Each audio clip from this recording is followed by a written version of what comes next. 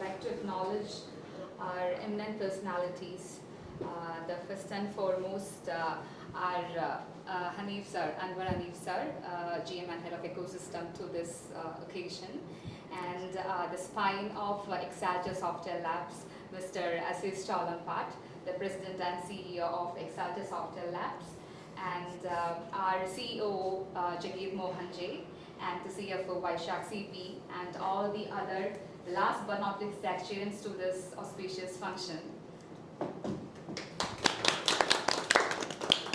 Now I hand it over to Sharon Fatima.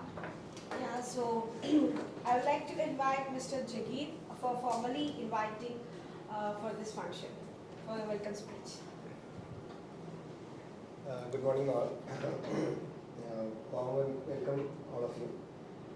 So before starting anything, I would like to draw everyone's attention to this poster. So here we are telling that together we can EXALT, right? So what does that mean? We can move on to the next level. So from my perception, if we have to move to the next level, we actually require a very special asset, which is creativity. So usually, as far as engineers are concerned, usually creativity is something which is related fully to specific set of people, that is UI UX designers or 3D artists, graphic designers, etc.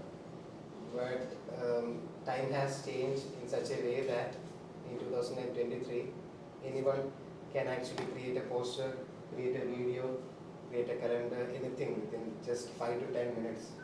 And actually thank you a tool named CANVA, which was actually found in 2013, and now it has grown to such a level that they have actually more than 2,000 employees. So we have an eminent personality from CANVA. I would like to welcome you, Mr. Anwar HANEEF. Wonderful occasion. So let me just briefly provide you this academic and professional background. It's a long list, so please forgive me if I miss you. So he actually graduated from IIT Kharagpur with honors, that in special code. Then he did his MS in computer engineering from University of Massachusetts. Then he did his MBA in strategic management and finance from University of Chicago. And when it comes to his career, he actually started as an engineering intern in LG. Then he moved to Motorola Labs, where he worked as a research assistant. And we noted he was inventor in 5 of the patents which was pursued by Motorola, and then he even co-authored 11 of their publications. That's a really huge thing. Then he moved and co-founded Red Rabbit Software Labs, which was where he actually served as the chief architect over there. Then he was a director in IBM, PwC Advisory. Then moved to Google. There he served as the global head of analytics, cooperation and strategy. Then he even headed the product development team. Now he has come to CANVA to make a big change. Now he is the GM and head of ecosystem over there. So really thankful so that you took some of your time to attend this session. Next, I would like to officially welcome, since it's not actually required, but still my duty is to officially welcome backbone of our EXALT, who actually paved the firm foundation for all of us, who actually provided us the wings to convert our dreams into reality.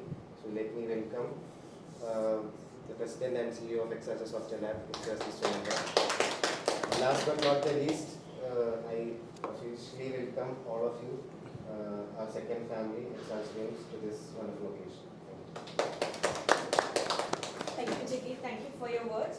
Now I would like to welcome Mr. Aziz Chalampat, our President and CEO of EXALT, to give out your splendid thought. Yeah, sure. Thank you. Thank you, Jagit. Thank you, everyone. Thank you, Keshav, Noel, Azhar, Sanoop, Parvati, Shamreen, Ansu, and is our new employee. Sherry, right? Shin. She just introduced to me. Thanks everybody, and we have more than almost 20, close to 25 in our office, but spread over. People are all working in from home because of the pandemic and everything, and then a couple of 8 or 10 people in Chennai, and so we couldn't bring them over here. But anyway, it's a very exciting time for me, and and for us, all of us. We had our yearly get together. We enjoyed in Munnar. It was really good. So I like that to continue, and we miss some of you guys. Thanks for organizing that. Anyway, so thanks for Anwar to come over here, and you saw his background, there are more. I think, he kept it secret, I guess. Anyway, he's well known in the industry in Silicon Valley, in the US, and all over the place, all over the world. He's one of the technocrats and the management expert. So we are very fortunate and lucky to have a tie-up with such a popular company, which in a 10-year span, I guess, right? 10-year span. Now it captured all teenagers' mind and all the artists and everybody. As soon as you say about some poster or something, they immediately bring CANVA. So it has the brand. They built the brand, and the brand is all over there. And then because of that, when I see that, we are partnering with such a big brand name, and it's fortunate for us to, even utter the word CANVA here, and also first time they came out of Australia into India, and we are partnering with them. So it is a great opportunity for all of us to, I know that, you guys are all very dynamic and innovators, and you have so many ideas. We have YouTube channels, these guys present with new ideas all the time. So this is an opportunity, one of the opportunity you guys have, to bring down your ideas, and they are always looking for new ideas and new innovative, creations. So this is where you can use your all your imaginations. So I'm very happy to work with them and continue that process. And in long term, in short term we have some goal, and in long term we wanted to continue that into a next level, and then and we want to take it to not only EXALT but CANVA into a different level with our contributions. So hopefully we all as a team from EXALT as well as CANVA, we all work together as a team, and whatever goal we set for CANVA, we will plan it, we will execute it, and finally deliver a high quality product, and which will be used by all over the world. So that is our goal, and that is our commitment from me and this team, and so EXALT will be behind you guys. So with that, that's I'll close my talk, and I think we'll I'll invite, right, Anwar to give us few words about CANVA and other things. Thank you. First of all, nice to meet you all. I did not expect anything this formal, so this is quite appreciate the warm welcome and having me here. I'm thanks Jagit for talking about the background. Like at the end of the day, I'm just a person who's been lucky enough to be working with some really smart people, and thanks to that, able to help navigate certain things. But the way I think about it is my best work is ahead of me, and I'm hoping that EXALT will be part of that journey as well. For me, the thing is, with CANVA, I joined CANVA 9 months ago, so I don't have that much of a history there. all the success of Canva is because of the founders and all the different people that have worked at Canva over the course of the past 10 years. So they're the ones, they're the reason why there's such a wonderful product. But my contribution is to help shape the ecosystem and help Canva grow for its next 10 years of growth. And one of the key things for us as a company and as a team is to make sure that we have the right partners that can help us in that journey to make Canva, the product that not just 100 million people, but also 1 billion people will be using, over the next few years. So for us, when we were looking for partners to work with, Azizika mentioned that, talked about EXALT. He's been telling me about EXALT for many years, but finally this is an opportunity to work with this company, and he's talked about all the different, the talented people on the team, and the exciting, creative, energy that the team has. And when we are evaluating companies, the thing that appealed to us the most was a lot of creativity, lots of energy, willingness to think, be more agile and adapt with us, because our platform is relatively new. So when having a partner that can not only work on the things that we're trying to achieve together, but also be able to be flexible and willing to adapt as we modify the platform that we're working on is instrumental to us. So appreciate you being great partners in sort of taking that as a challenge and partnering with us. I don't want to, not too much to add, but again, thank you for the warm welcome, and I really look forward to working with all of you, and happy to answer any questions as well. Great, thanks. Thank you. Thank you, sir. Thank you for your wonderful words. I have one question, because I went through on your biodata, I researched a few, so I saw that you have actually collaborated worked with the world's top product companies, right? Like the IBM, Google. So what it takes for a company to be a successful product company, and at the same time, above this question, how can they sustain that success even when they scale up? Wow. It's a great question, probably a $100 billion question as well. I don't think there's an easy answer to that, at least from my perspective. I can give some, buzzword things like innovation and all that, but end of the day,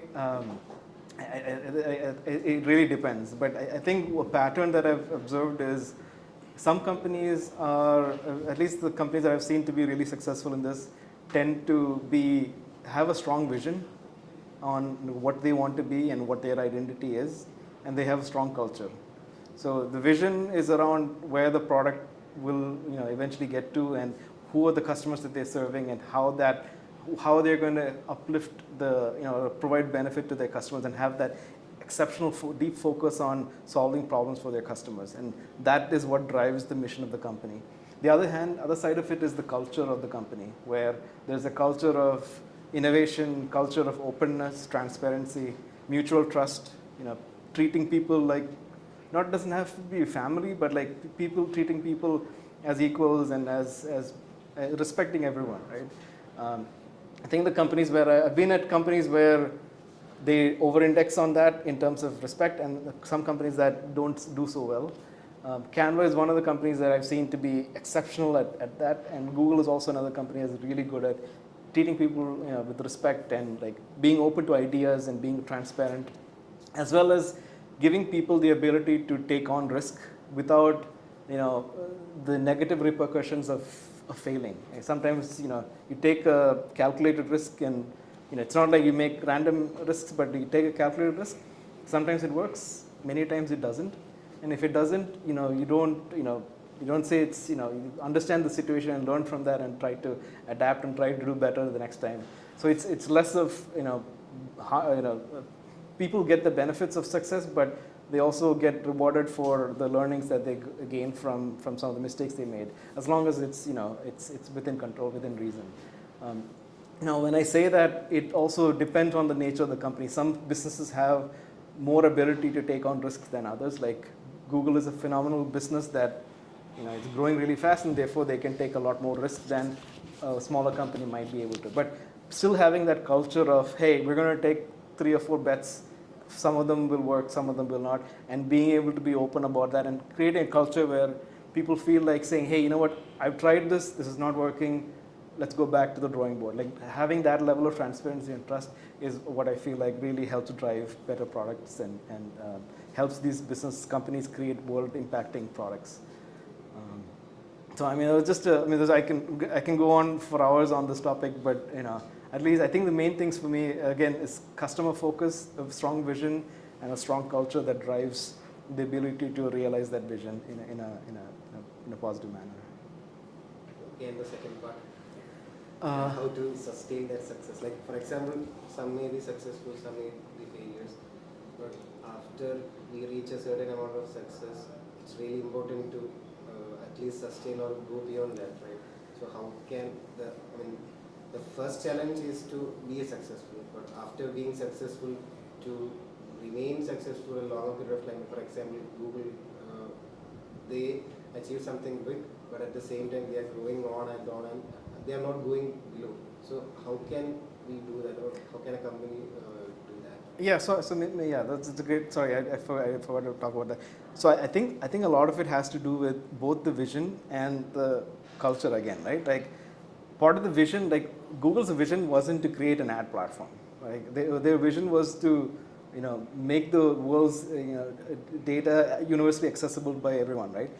Pretty broad statement. It's the statement. It's so broad that it encompasses everything. It could be the world's road information, which is why we can use Google Maps in any part of Kerala, or any place you go to, you can use the same tool, right? And they were intentionally trying to make it broad so that the vision will keep driving where the company is going towards. Like similarly with Canva. Canva's vision is to make design accessible to everyone. What does that mean? Design is a broad term. It could mean anything, So which is why you see our portfolio also expanding, because the definition of design is also evolving, and it could include AI tools. It could include T-shirts, print, poster, whatnot. Like it can evolve into all sorts of. If you go to the metaverse, maybe that becomes the next thing. Who knows? Like so some of these visions are intentionally broad, where there is a sense of we're trying to achieve something that we'll never realize, but there's a lot of things that will have to happen over the way to get there, right? So part of it is having that ambitious vision, I feel like, and then the second thing is having that focus on the customer, where you are always focusing on how to make this better than what it is, right? So there's no point at which you became complacent, because Google search might be good. In some cases, I feel like it's maybe getting worse at some levels. But now there's ChatGPT and there's all these new things. You want to be better, right? Like so, it's always figuring out, because once you create, before when I was first learned driving, I used to have a printed map and go places. Now I can Google Map anywhere. Like what's next? And like what will how do I make it better? Because once people start using a product for a while, they'll start to be like, okay, now I know it. Now I use it. Now there's no difference between this and another app, right? So how do you always stay on the edge? And part of your vision is to help propel you in that direction. The other thing is culture, and having the right culture where you're never making people complacent. You're also hiring the right type of people, where the people you're hiring are the ones that are constantly, in a sense, complaining about what you have, because they're complaining that what I have is not enough, or like what I have built is not enough. I want to make it better, and then better. And then you hire the next person who's also has that mindset where like there's a constant desire to do more than what you've done.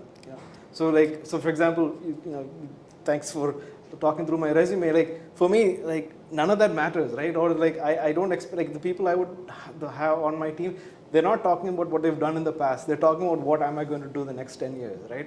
That's more interesting than like some stuff that you've done 10 years ago.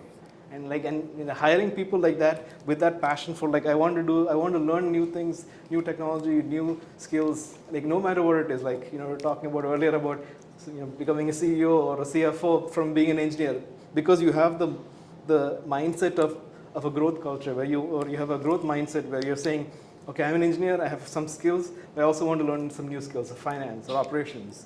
I'm also going to continue to build my technical skills as well while I'm doing all that. So hiring people with that mindset is critical to creating that sustaining capability, because those people, you don't, like Steve Jobs said, you don't hire smart people to tell them what to do. You hire them for them to tell you what you need to be doing, right? So that's the kind of like transparency and the culture helps those kind of people also grow, and they're the ones coming up with the next new ideas. So I think, add to that what Anwar was mentioning, leading the way. So that vision leading into the way, basically in Google's case, universal data access.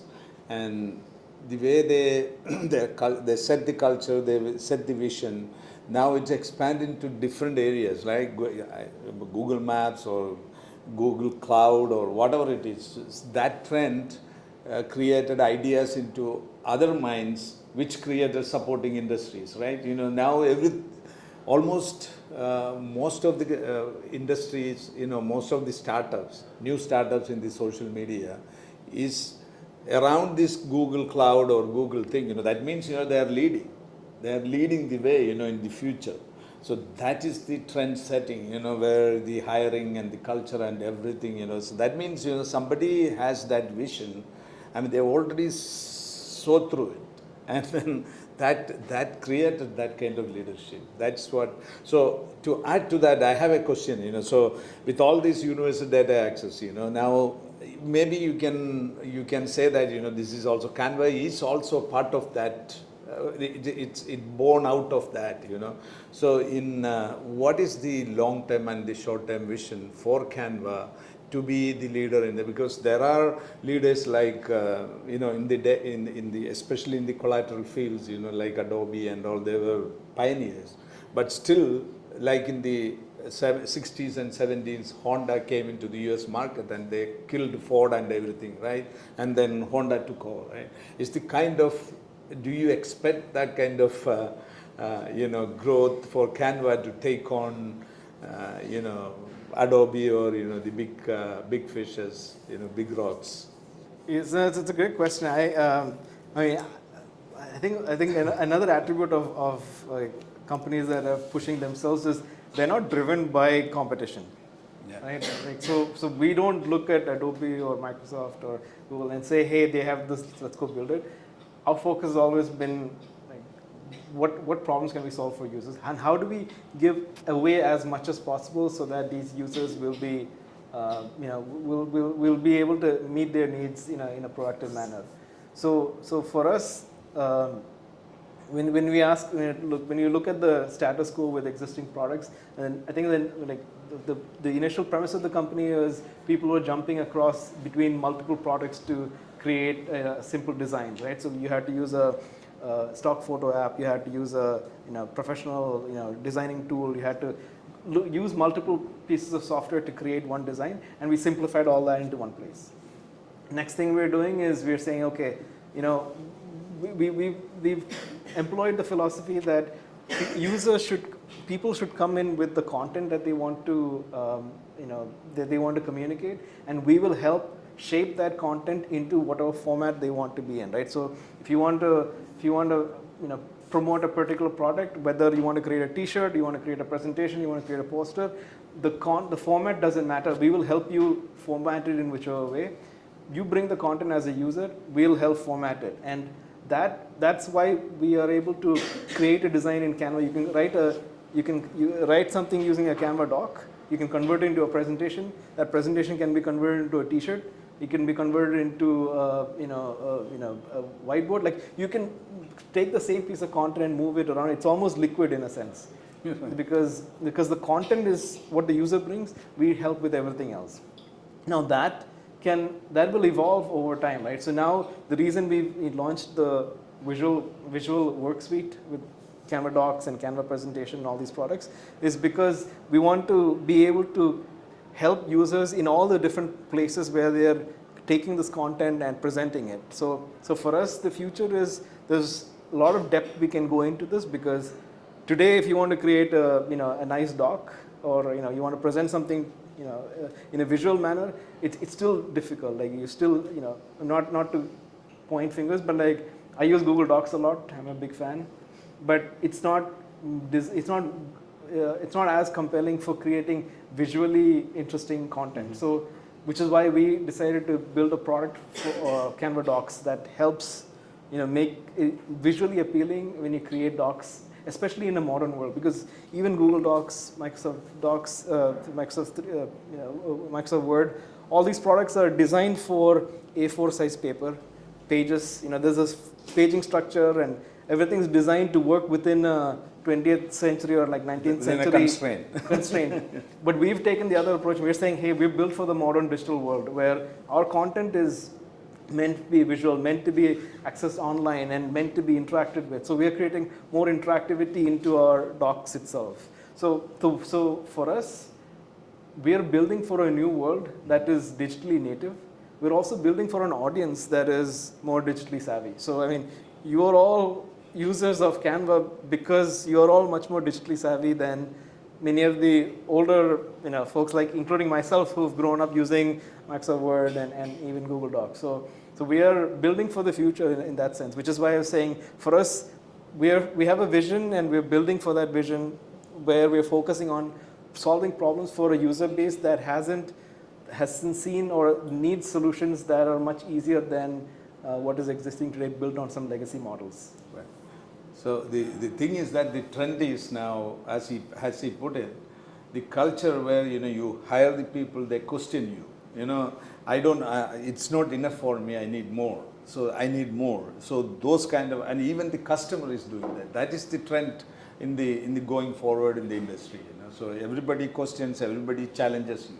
So that means that challenge you have to take on, and that will give you the momentum to move on. So that's very, very key, very important. Yeah. As we were discussing the vision of Canva, I would like to ask you, how do you see Canva 5 years down the line? I mean, I'm probably not the best person to speak to about this, but I think as a company, for example, we're in most major countries. I think we're in most countries, most languages, so we've kind of got global reach and penetration. Penetration to a certain level. I mean, we are getting more users. We have 100 million monthly active users at this point. I think a little bit more than that. In the next 5 years, we're hoping to get to 1 billion users, which is opens up a whole new can of worms, because 1 billion users would have different needs.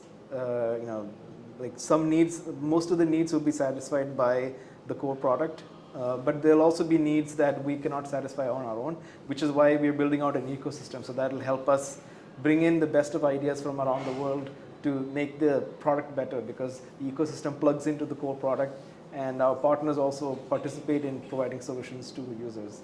So I think Canva is, from a user reach standpoint, we expect to get to a lot of users in more markets.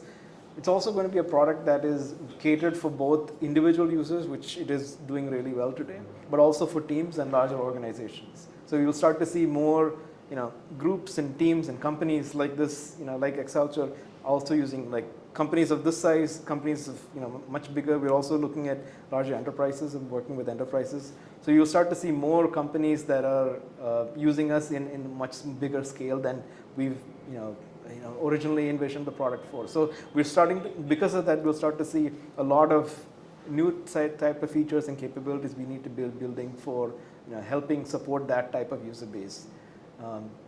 We're also hoping that Canva is not, Canva is a product that end users are using, but Canva also becomes a product that's used in automation, large scale automation of how designs are created. So that's one of the reasons why we are investing in an API ecosystem as well, which will also make Canva a core part of other products that are creating designs, or companies that are using designs will also use Canva as part of their workflow. So that's another whole dimension which Canva will be growing as a product area.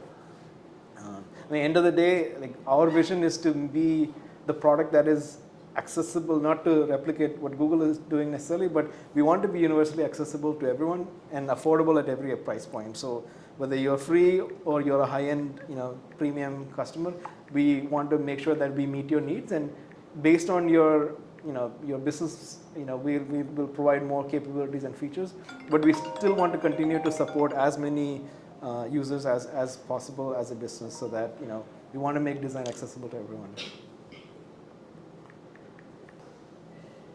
So according to you, what will be future technologies? Future- Canva use React based, right? Yeah, So how will- Canvas. Yeah, that's right. Sorry. Yeah, so what will be the future in 2023? Yeah, so for us, I mean, so we are a React shop, so a lot of our front end is React based, and we have obviously a mixed set of backend systems. Technology wise, I mean, I can't specifically talk about the specific roadmap from a technology standpoint, but I think like more broadly, I think what we're seeing is data is getting cheaper, computation is getting cheaper. AI is becoming more of a prevalent thing in this space. So just like a lot of companies, we'll also be investing in AI capabilities, which if you noticed recently, we also had we built a capability on top of GPT-3,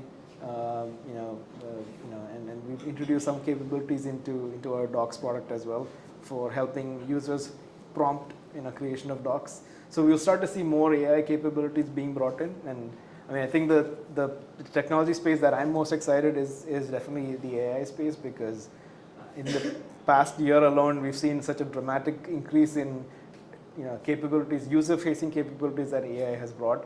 I think in the next 5 years, we're going to see just exponential increase in capability. So us as a company in the creative and design space, we are I think we're a great platform to bring some of those capabilities and make it available to end users, whether it's done by us directly or through our partners. We are a platform that's going to be the enabler for doing that. So that is something very exciting for us as well. So, what differentiates a great engineer from a good engineer? Another good question. I mean, I don't think there's like a fixed, this is the difference. Or I think some of it is just that growth mindset, like always learning, staying ahead of the curve in terms of like where technology is going, proactively thinking about what's next. I think those are just general attributes, I think, that at least from my perception has been a good indicator of like what high performing engineers are like. They say 10x engineers versus maybe the average engineer. Because the key thing is that technology keeps evolving really fast, right? So it's always difficult for you to it's important for you to, as an engineer, to be aware of what are the technology trends happening and being able to quickly spike or come up with prototypes and figure out like what works. Can the problem that we're solving be solved using some newer solutions? That is one aspect of being a great engineer. The other aspect of being a great engineer, at least from my perspective, is having that, not just being an engineer in terms of like writing code, but also being an empathetic engineer who understands the needs of the user or the product problem that is trying to be solved, and thinking through how the end users and the end use cases are going to be realized, and building the technology to enable that, and thinking about the next set of problems related to that space and building the architecture to accommodate those kind of scenarios. So personally for me, that is more important, and I think engineers that have that mindset tend to make much bigger impact, because these are the engineers that are saying, this is the problem you've given me, but let me try to understand the overall situation. Like, what is the user problem that we're trying to solve? How do I make sure that the solution that I'm building now accommodates the current use case as well as future use cases that might come across? And thinking creatively about what are the different options for architecture to solve the specific problem, and then coming up with that. I think that's what really differentiates companies also that are building engineering solutions. I mean, like classic example is, whether it's Canva or technology at Google, the products have always been built to accommodate scale, right? So like Google has tens of billions of users, and Canva has hundreds of millions of users. We've always designed products to accommodate that level of scale. So that helped us scale really fast without having to build things as we scale. So having that longer term mindset on like what are we solving for, how do we scale, how do we build the architecture to solve multiple use cases as well as solve these use cases at scale really helps differentiate. So I know there's a long-winded answer, but yeah. So this is a thing happening now, but I feel there's a focus more on user experience than more than the technology. We're catering more for the experience of the user, and we are catering the technology so that the user gets an experience. So like you said, there are a lot of problems. At the end, it's how you deliver for the user, like how we would give how you solve the problem for the user. So in such a system, how do you envision user experience? So how would you envision the user experience will be for that user to solve their problem? So how do you envision? It's really a UX question. I guess there's just different ways of tackling that. I mean, I'm not an expert in solving specific like the design process per se, but I think part of the key things is to make sure that you have real deep insight into what the user wants and what their problems are, right? So I mean, so for example, at CANVA, for example, right, we're building a product so that an average user can pick up the product and instantly come up with something creative and quickly. So the user intuition that led into the design ultimately was people want to create something quick. They don't want to spend time learning the product. So how can we make it as easy as possible for someone to open up the app and within a matter of a few minutes come up with something creative that looks high quality and it makes them be able to produce something. So that led to the reason why we said, okay, hey, let's bring in templates. Let's bring in some out-of-the-box designs and text fonts and things like that. So that, for example, the reason we have templates is so that a user can quickly type in what they want. They want to create a birthday card, they can do that. And they'll be given a whole set of choices of high quality birthday card designs that they can just click and then drag and drop something and create something new. So the hypothesis there was you want to get people who are not, whether they're high quality, experienced designers or not, they can get to some output really quickly. And the design was intentionally laid out in such a way that without overloading them with too much options, we gave them the simple option of creating something out of the box that was useful. Now the approach taken in that case is like having spent the time understanding the type of user you're building the product for, understanding what they're trying to achieve, and then solving for their needs, and then building off of that. And I'm not sure if like I'm necessarily answering your question, but so for example, maybe another example is like from my past. For example, when I worked on Google TV, one of the problems that we were trying to solve for, and like this is a problem I was also trying to solve for myself, is I watch a lot of Malayalam movies, and I wanted to, and they're like, all these Malayalam movies are available on Netflix and Amazon Prime and all these different places and Hotstar. I wanted to have one place where I could go there and search for something and know exactly, like Jaya Jaya Hey was playing on Hotstar, watched it recently. I didn't know where it's available, but if I search on Google, I can find the exact service. And that product was built because of this very need, right?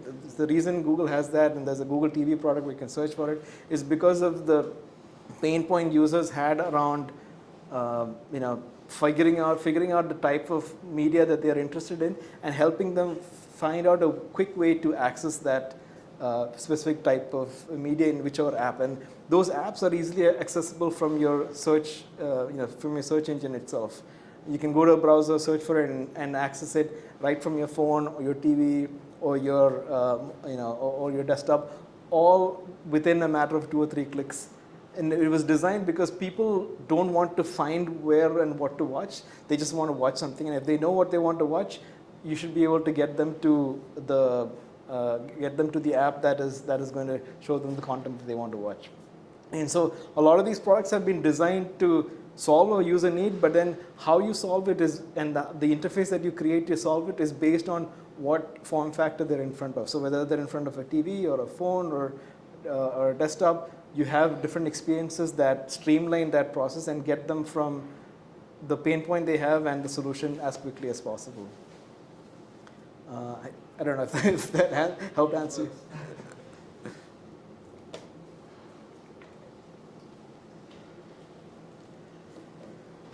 So they're giving you a hard time, huh? Good, all good questions. But Yeah.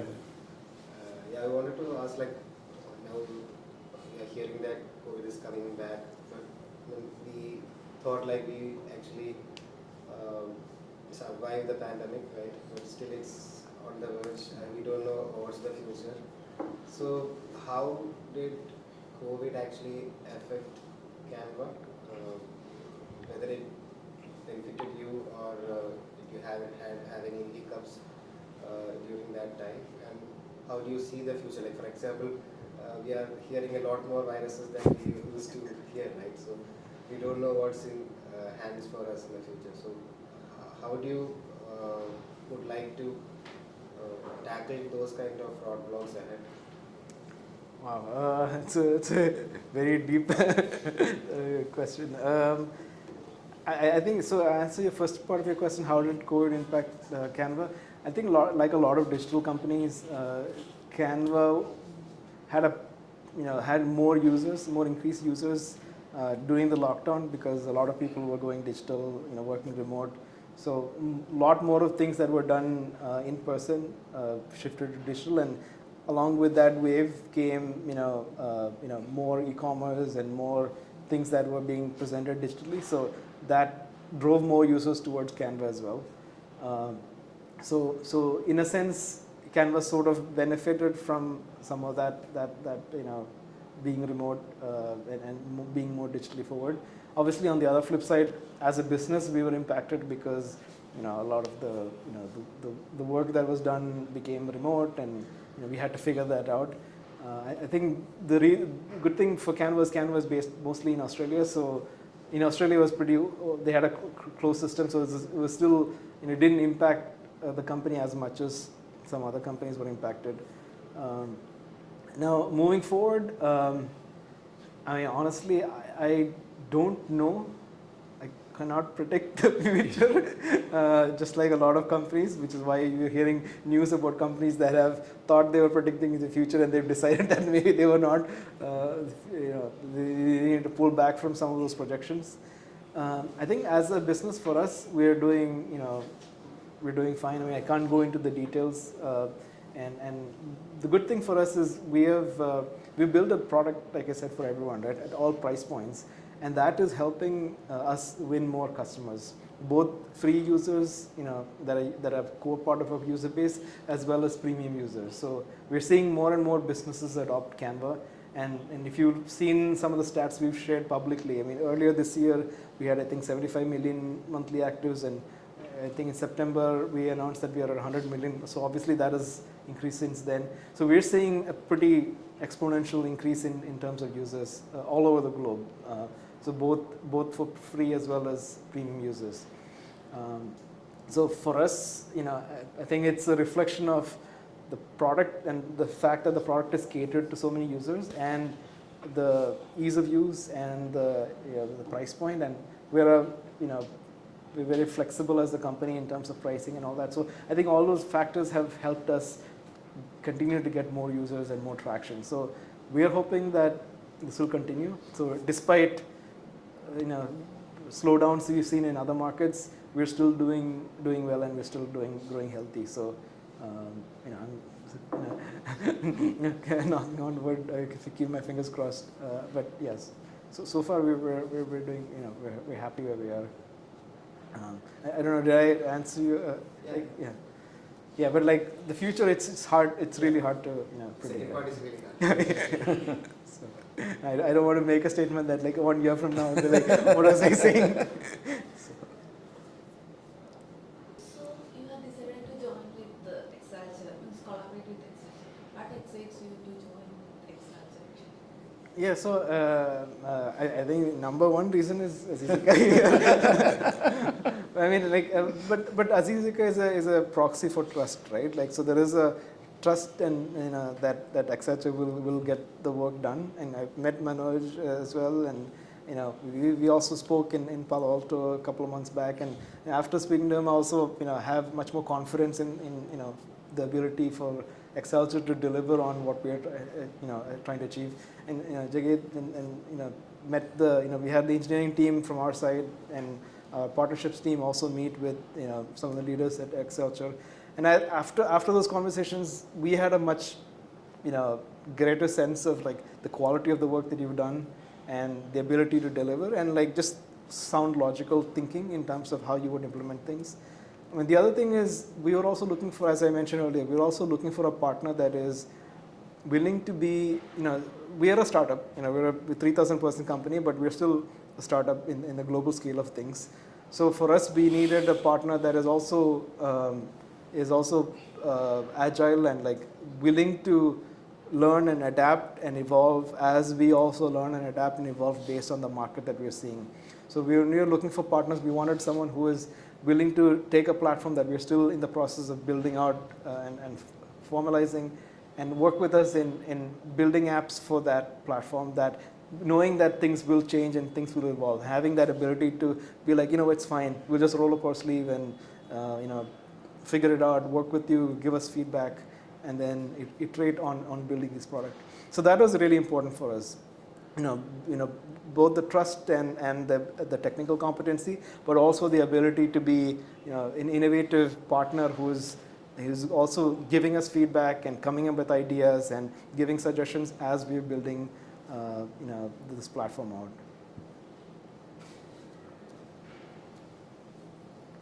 Okay, so are you acquainted with books? Books. Yeah. If it is, if any of the character that's influenced you, or anything that admired you, any characters or any stories, anything like that. Another good question, very deep question. By the way, she's a writer. Oh, that makes sense. Okay. Unfortunately, I haven't read your books. Maybe I would have picked that. But wow, I guess I read a lot. I guess I don't read too much fiction. I watch movies. I'm a much more a visual person than like reading books for fiction, at least. But I like reading books about about business leaders and founders, and kind of stories of grit and people, and understanding of how people have taken on large challenges, or like had to traverse a lot of disappointment to get to where they finally got to. So I like reading those kind of stories about how, and not all the stories, they all sound good. It makes it seem like it was from step A to step B to step C. But once you read enough and you've spoken to enough people like this, you realize, there are all these challenges people are facing, and some are more honest and open up than others. The one book I just finished recently, a few days ago, is Indra Nooyi's, My Story in Full. I think that's what it's called. That, for me, it was, I could relate to it. I mean, I have 2 daughters. That's another reason, and my wife works, so I could relate to it quite well. And she also lived in all the places I lived in, Chicago and all that. So it was a very relatable story, but also a story of an immigrant who moved from India, went to the U.S. and kind of worked up the career corporate journey. So I think there are people like that I admire and read, and book that I'm starting to read right now is Satya Nadella's book as well. So you can see a trend there.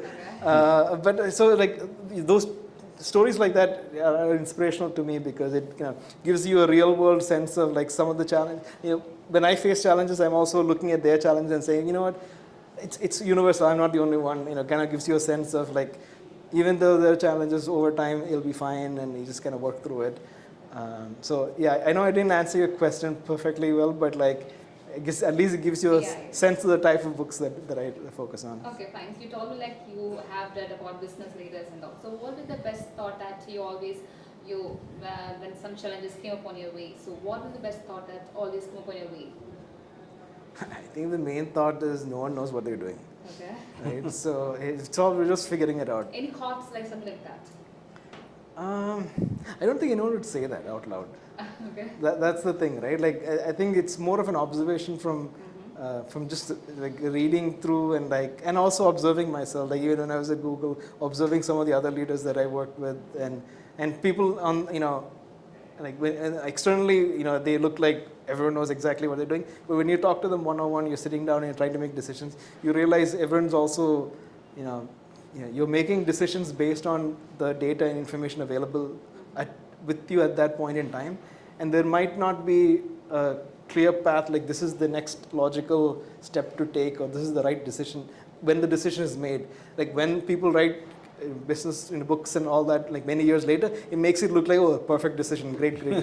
But reality is you have no idea. Like I've been in the room, where we made decisions, not at CANVA, but prior places where, like we don't know, there are 3 or 4 options and like any of those options could be good or bad. But you make the right, you make a logical choice and you just kind of wish luck and make a decision. And when it works, everyone's really happy and excited. But sometimes it doesn't. It's okay. It's all gut feeling. Yeah, it's end of the day, it's like there's some data, but it's gut feeling. And hopefully the gut feeling becomes better when you have more experience and you've seen more different variety of things. So you are also likely to take decisions, difficult situations, right? Fine. So while you make decisions, what are things that you make up or evaluate for making the decision?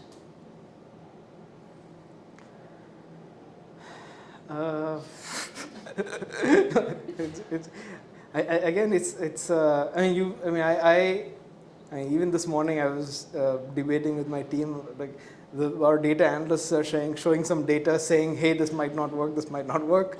And we were debating last month and I came back and we saw the data and, it was 50-50, like the data cannot always tell you what to do, right? It's not, if you're data driven, then you don't have a vision.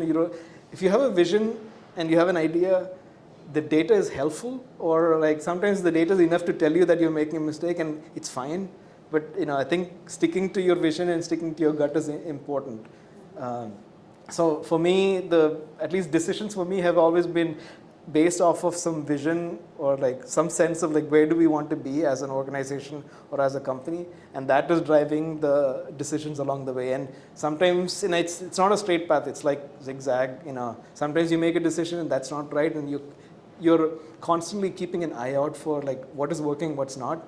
And at least for me, I try to be humble enough to say sometimes the decision I make is not right, and that's okay. And I tell my team also usually like, I'm going to make this decision, it may or may not work, and if it doesn't work, we'll reevaluate, and being honest enough to say, okay, let's reevaluate, this thing didn't work, let's try another thing. And like that's for me at least in the past, it's always been a zigzag way of getting to the destination, but you have to make some mistakes, but you're just keeping a constant lookout for like, is it working, is it not, and just be honest and say, my decision was not right, let's pivot quickly. So yeah, again, not a black and white answer. Like I can't quote anyone. I can quote people, but they're all whitewashed quotes, right? Like by the time you see the quote, it makes it look like it's magical insights from very smart people. The reality is, in day to day, it's you're just making decisions based on gut. Yeah. I think data gives you make objective decision rather than subjective, and it gives you a guideline to be in the path, right? Yeah, that is. And you are also the Sundar Pichai is also from Kharagpur IIT, right? Is it your senior or? Yeah, a few years, yeah, sort of 4 years senior. Yeah. I don't know whether this question has been asked. What is CANVA's take on ChatGPT?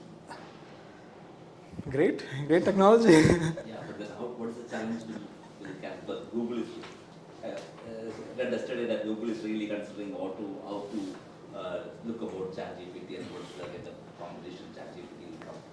No, I think it's for Google it's an existential threat potentially. I don't think to be frank, I don't think ChatGPT is there yet.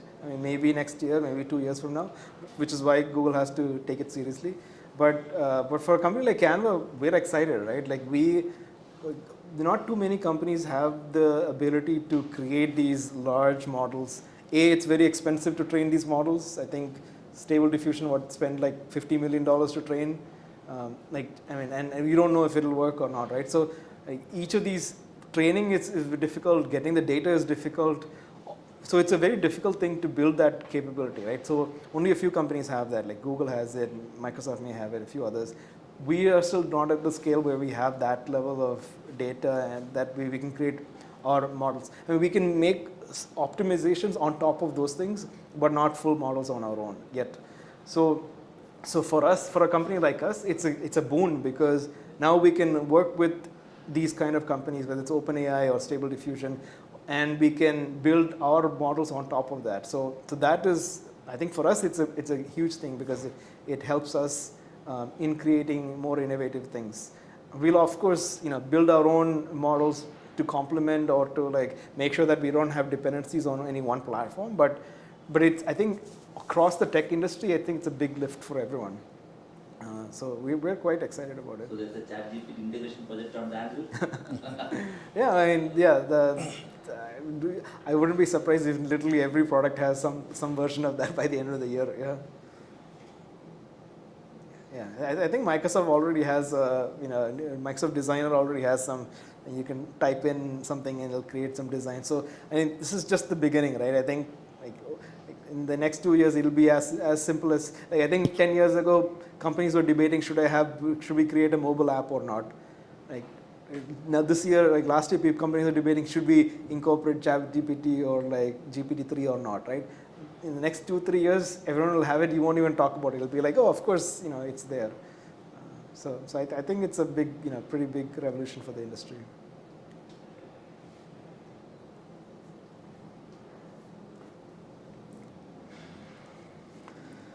Wow. Exciting,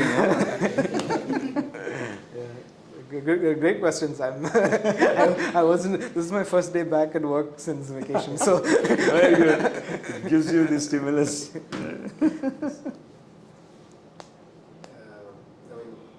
just had a thought in my mind that you have actually a lot of friends back in your college, right?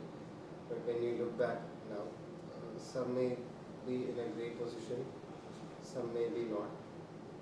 So I think that what differentiates, earlier you had a question like what differentiates a great engineer from a good engineer. So what's your take on routine, like how to most importantly, not as students, but when you actually get into a job and then as you told that you have to be successful and you have to remain successful. So from an individual point of view, what's your take on routine and what is your routine, so that you actually keep up updated. Like you had a question regarding ChatGPT, so you had a vision like what to answer, what not, and at the same time spend some time with your family. At the same time, delve into the operations of the business, and also have something to learn new as well. So you have to find time for everything, right? So do you think that those friends who are not in a great position is because of their routine, and what's your take on routine? I think it's a great question. I think I've reached a stage in my career where I don't like make a judgment call on people. I mean, maybe earlier on I might be like, oh, he's good or not good. I think at this point for me, like when I look around, the definition of success and not success is very subjective because like, yes, some of my batchmates are like have really, they have very expensive luxurious lifestyles because they've achieved a lot of money, and some people not so much. But like some people have made personal trade-offs and some have not as well. Like, so it's a balance. I mean, end of the day, you should do what makes you happy and your own definition of success, because otherwise you're constantly comparing yourself with others and you never become happy. So to kind of just wanted to kind of caveat this question by saying that like success is like a relative thing, and it's a subjective, very subjective. But in terms of people that have like seen professional success in terms of doing different things and being adaptable. At least personally for me, I've always felt that I should. Always felt I should keep constantly learning new things, and that learning excites me. And like I like diving into new things and learning something deep, because it just gets me intellectually very stimulated. Because and it could be any topic, it doesn't matter. But like once I get into something, I'll try to go deeper to really understand the nitty-gritty of how things work. So I think that, and I've seen this as a pattern in a lot of people that are also professionally successful, which is like they'll go deep in, and I've worked with various leaders at Google and other places where like you'll see these people are like very senior business leaders, but they can go deep into even code. Like there's a gentleman called Jeff Dean at Google who's known as a legend. And they're just like there are Rajnikant jokes about Rajnikant threw a camera into the Mars, it became Mars rover. Like there are jokes like that about Jeff Dean. He's done things and magically things happen because he's a SVP, leads Google Brain, and he also fixes bugs in code if he finds bugs when he's using an app. Like there are people like that who are like can go deep and go broad as well, that I admire, and but I think it takes a lot of discipline to be able to make time to do all those things.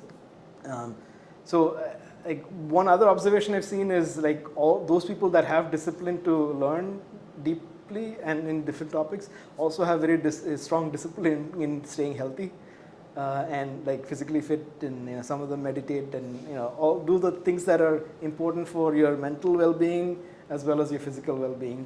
And figuring out that balance I think is a critical part of the routine. Like I'm not as good at that, but since I've started to recognize this, I've started to become more disciplined in trying to be healthy. And past month in Kerala, eating a lot of parota and beef, that's changed things a little bit. But even in US, yes, we've gone to some places as well for Trivandrum chicken and parota. But outside of that, like trying to stay healthy, I think those are like part of keeping both your mind sharp as well as be physically sharp, which helps you also do more in less period of time.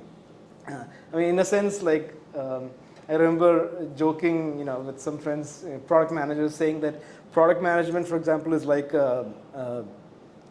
being a professional sports athlete. You have to be physically fit all the time so that you can be. It's almost like running a marathon, right? Like doing product or engineering work, because you have to be physically fit, you have to be mentally fit, and then you can actually do some really deep thinking and long thinking, because then your mind is fresh and you're sort of youthful in your mind, and that makes you have the ability to learn a lot more things and go deeper into different things.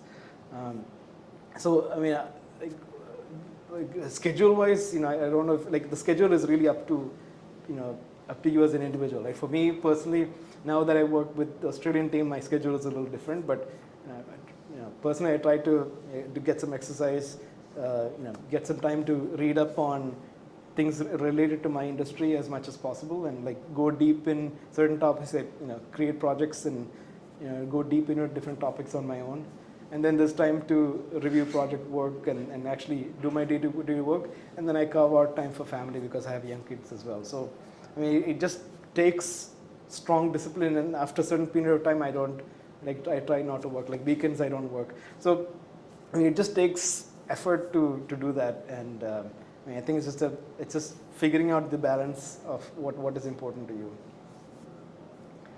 Again, like no cookie cutter solution. It just really depends on. I mean, the thing for me was especially after I joined Google, is when I realized this. Like at other companies before, I've seen executives who are like business leaders who are always busy, flying around, didn't have time for family. And then I came to Google and I realized most of the senior leaders had family. They were dropping their kids to school in the morning. They were getting exercise. They were actually doing amazing, incredible work, and then spending time with family and and doing all the things. And they were balancing it, and they figured out how to do it. And what I realized is it's just focus and like prioritizing what is important in your life, and that will help prioritize everything else for you.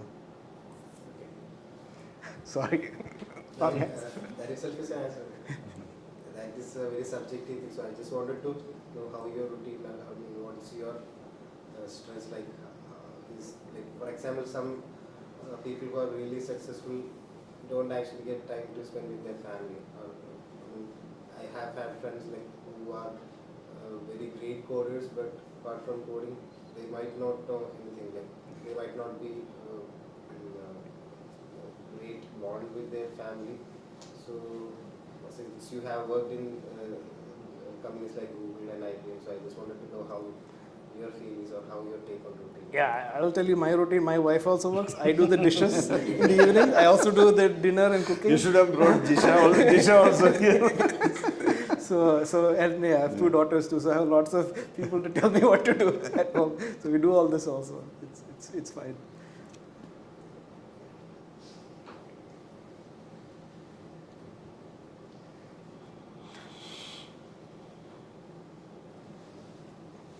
Any questions? Any more final?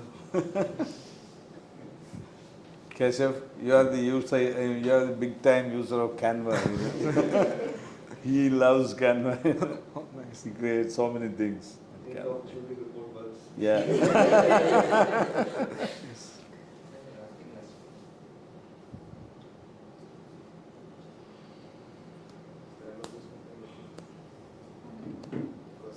think his team. Anyway, he's got stimulated, you know, after all these vacations. Yeah. Good. So I think before wrapping up, I just want to tell I think your talk is like, it's just motivating us to do more things, more and more. Like you told, like you love to learn more and more things. And some of them in a room they will just sit and they will just hover to their phone and all. So they just don't go ahead like that. But since you have told like learning is an important thing, so it's just a motivating for me for others also. So before wrapping up, we all want to give a token of like a love, respect and everything towards you. And so I think I welcome Assis sir for handing over into our, this ostentatious person who is sitting here. Okay. Okay. All right. Yeah, on behalf of EXALT and for everybody, I would like to present you this. Thank you.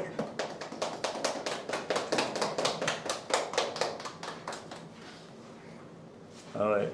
Thank you. Along with a beautiful hamper. Oh, thank you. All right. All right. Thank you. Thank you. Appreciate it. And also, before winding up, we have one more memento, which is given to Jaggeet. Yeah, very good. For Excellent. completing his 10 years. 10 years? Oh, wow. Sure. Congratulations, Jaggeet. That was a surprise. So I invite both of you to hand over it to. Wow, nice picture. Yeah, why don't you give it? Hey, thank you, congratulations, Jaggeet. Nice picture. Very nice. Thank you. Nice. It's really surprise. Adding next week. Okay, and we have another set of hamper, which is given to the backbone, the spine, the motivator, and everything, the wheel, everything of EXALT family. Our Assis sir. Oh, for me? All right. Yeah. All right. Thank you very much. And now I'd like to invite Mr. Muhammad Azhar for the vote of thanks. Hi guys. So prepare a whole page. I think I would rather just say what I feel like. So first of all, it's a great honor for you, for having you here, and for that I have to thank. So I'd like to thank all of you for this opportunity, and thank start of something great that will provide for us, and a great opportunity that will be in the future for us. And this will be just a stepping stone, so this will keep on rolling, and more opportunities and certain, with all of the great minds and knowledgeable people that we have, we hope to provide great assistance and great interactions that we will provide in the future. For that, I thank you, Mr. HANEEF, for giving this opportunity and being with us in this event, and Mr. Cholambat, our CEO of our backbone, and great for us to be part of this event. And of course, all other researchers were great for this team and who, like I said, provide a great energy and a great working environment for us. So thank you all. And also to the other people who have provided us with this video camp people. And I thank you all for them. And this venue, which was an amazing venue provided by Congo. And thank you all for those.